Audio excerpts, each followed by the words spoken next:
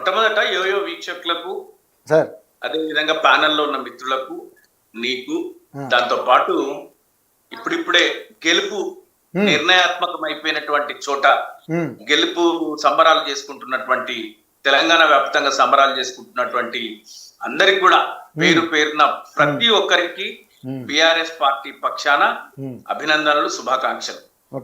చాలా పెద్ద లంబా భాషనిచ్చింది తమ్ముడు కార్తీక్ సామ్యలు. ఏమంటాడంటే అదే మేము గెలిచినాము, మేము గెలిచినాం కాబట్టి చాలా కరెక్ట్ గెలిచినాం, ఓడిపోయిన వాళ్ళు తప్పుతో గెలిచినారు, గతంలో గెలిస్తే కూడా తప్పుగా గెలిచినారు. అది చాలా పొరపాటు మాటలు అవి.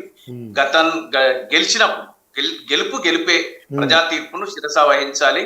ఎప్పుడు కూడా తెలంగాణలో ప్రజాస్వామ్యం బతికుంది అని చెప్పడానికి నిదర్శనం ఏంటంటే ఎక్కడ కూడా మీరు మీ పార్టీ అధికారంలోకి తిరిగి రావడమే ఈ రాష్ట్రంలో ప్రజాస్వామ్యం బతుకుంది అనేటువంటి దానికి నిదర్శనం. అంతకంటే మీరు నిజంగా రాక్షసంగా ప్రవర్తించాలి, లేకపోతే ఎన్నికలను దుమ్మి చేయాలి అని అనుకుంటే వార్షిక ఎన్నికలలో మేము ఒకసారి రెండోసారి గెలిచిన మేము మూడోసారి కూడా గెలిచే వాళ్ళం మేము. ఎందుకంటే మాకు ఆలోచన లేదు. ప్రజాస్వామ్యాన్ని బ్రతికించాలి, రాజ్యాంగాన్ని గౌరవించాలి, ప్రజా నిర్ణయానికి ఒప్పుకొని ముందుకెళ్లాలనేటువంటి ఆలోచనతోని గడిచిన ప్రభుత్వంలో ఏ ఉప ఎన్నిక జరిగినా, ఏ గ్రామ పంచాయతీ ఎన్నికలు జరిగినా, మున్సిపాలిటీ ఎన్నికలు జరిగినా, ఎక్కడ ఏ ఎన్నికలు జరిగినా 10 సంవత్సరాల బిఆర్ఎస్ పార్టీ హయాంలో కాంగ్రెస్ పార్టీ ఆనవాళ్ళు కూడా లేనటువంటి రోజులు. కాంగ్రెస్ పార్టీ ఏదైనా గాంధీ భవన్ లో సమావేశం పెడితే 2 నుంచి 3 బండ్లు, లేకపోతే 20 నుంచి 30, 50 మంది ఉండే అట్లాంటి కాంగ్రెస్ పార్టీ కర్ణాటకలో గెలిచిన తర్వాత అనూహ్యంగా రేవంత్ రెడ్డి గారు పిసిసి ప్రెసిడెంట్ అయిన తర్వాత బ్రహ్మాండంగా మీరు ముందుకెళ్ళిండ్రు. మీరు బిఆర్ఎస్ లాంటి ఒక పెద్ద మనిషిని, అంటే కేసీఆర్ అంటే మహా వ్యక్తి, అతన్ని ఎవరు ఎదుర్కోలేరు అనేటువంటి వ్యక్తిని కూడా ఎదురొడ్డి గెలిచినటువంటి ముఖ్యమంత్రి గారి ఆధ్వర్యంలో ఎన్నికలు జరిగినాయి. పిసిసి ప్రెసిడెంట్ గా వారి ఆధ్వర్యంలో ఎన్నికలు జరిగినాయి. అదృష్టం కొద్ది వారే ముఖ్యమంత్రి అయ్యారు. కాబట్టి మనము ఎన్నికలను అపహాస్యం చేయడము, లేకపోతే గెలిస్తే పొంగిపోవడము, ఓడిపోతే కుంగిపోవడం అనేటువంటిది మాకైతే లేదు.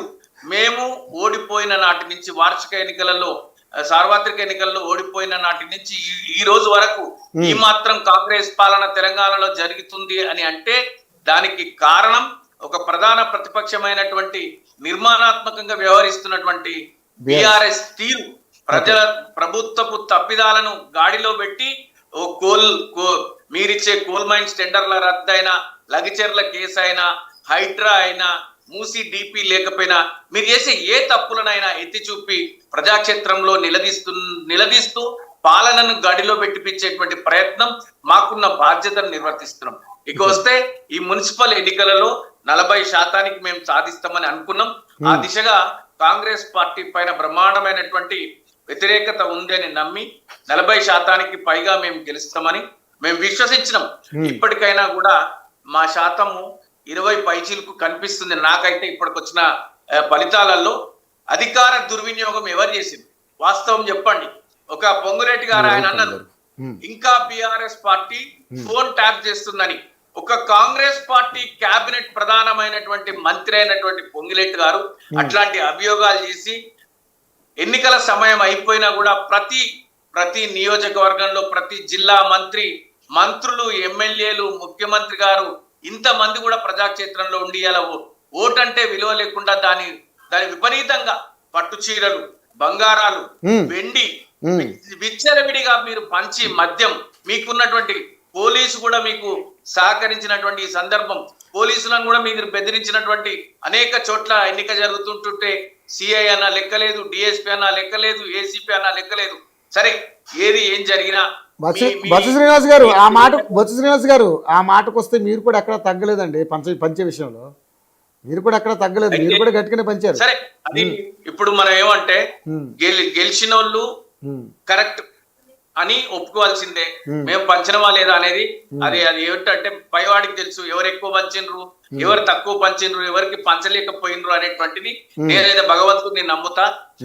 మా మీద పైచేయి సాధించినటువంటి మిత్రులు, కాంగ్రెస్ మిత్రులు, వాళ్ళకి అవకాశం ఉంది, అధికార పార్టీలో ఉంది. ప్రజలు కూడా ఇంకొక మాట ఏంటంటే ధర్మంగా ప్రజలు కూడా మరొకసారి, గతంలో మేము 116 మున్సిపాలిటీలు గెలిచినాం. ఈసారి జరిగిన మున్సిపాలిటీలలో కొన్న మేము సాధించగలిగినాం. ప్రజలు అధికార పార్టీకి ఓటు వేయాలనేటువంటి ఆలోచన దిశగా ఓటు వేసినట్టు కనిపిస్తున్న తీరు పట్ల కనిపిస్తుంది. కాబట్టి మళ్ళీ ఒకసారి నేను విజయం సాధించిన వ్యక్తులందరికీ కూడా శుభాకాంక్షలు, అభినందనలు చెప్తున్నా.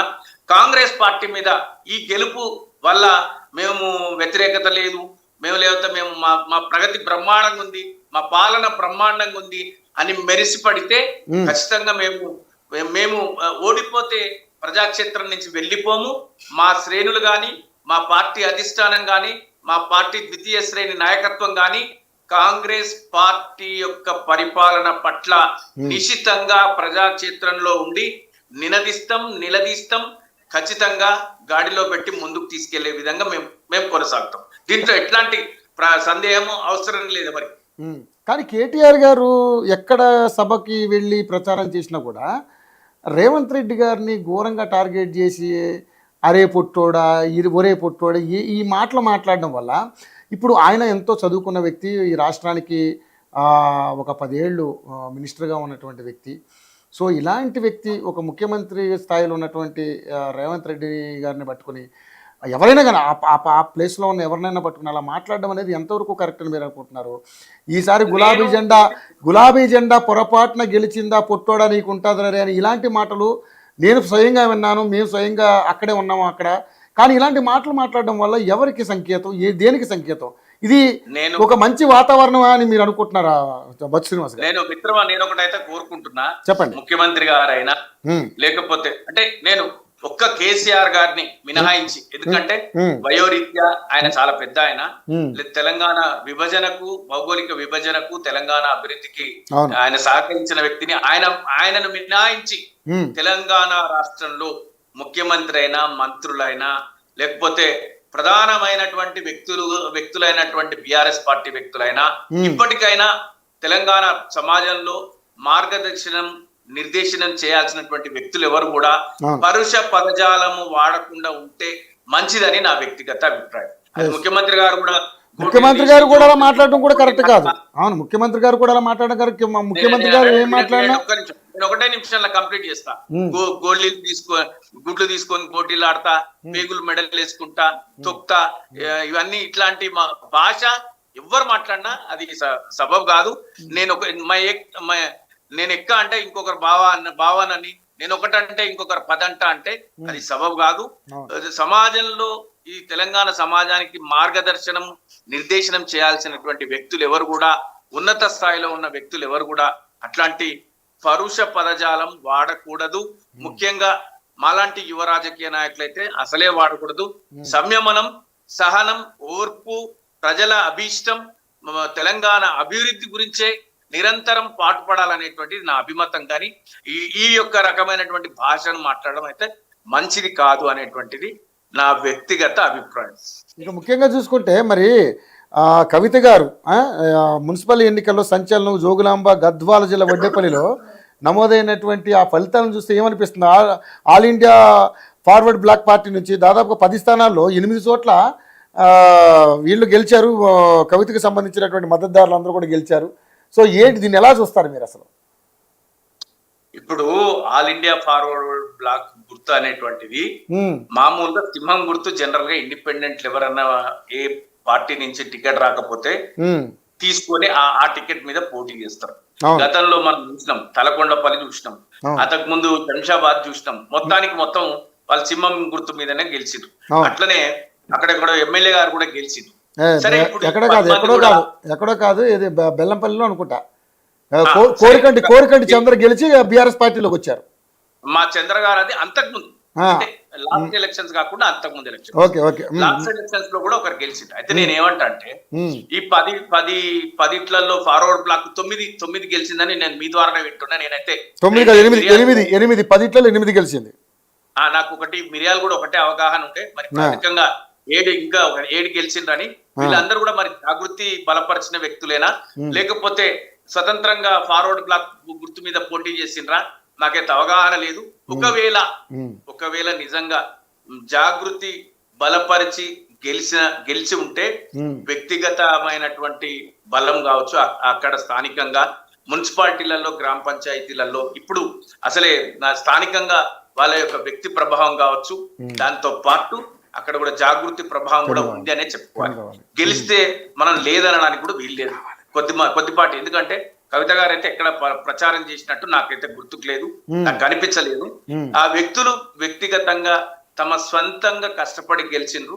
నిజంగా కొద్దిగా వాళ్ళు కవిత గారి బొమ్మ పెట్టుకొని మేము ఫార్వర్డ్ బ్లాక్ పక్షాన జాగృతి వ్యక్తులం నిలబడుతున్నాం, మమ్మల్ని గెలిపించండి అని అభ్యర్థించి గెలిస్తే సహజంగా అక్కడ కవిత గారిని అభిమానించే వ్యక్తులు ఉన్నట్టు ఖచ్చితంగా మనం ఒప్పుకోవాలి. అంతేగాని ఊరికే వాళ్ళంతటా వాళ్ళు గెలిచిందని అనడానికైతే వీల్లేదు. ఓకే. సో మొత్తానికైతే మరి మీకు వచ్చినటువంటి ఈ 671 ఇప్పటి వరకు మీరు గెలుచుకున్నారు. సో ఎలా చూస్తారు అంటే అంటే అధికార పార్టీకి ఎక్కడ తగ్గకుండా మీరు కూడా బాగానే ఉన్నారు అంటే ప్రజల మద్దతు మీకు పెరుగుతుందా? మళ్ళీ బీఆర్ఎస్కి అవకాశాలు ఉండే అవకాశం ఉందనుకుంటున్నారా?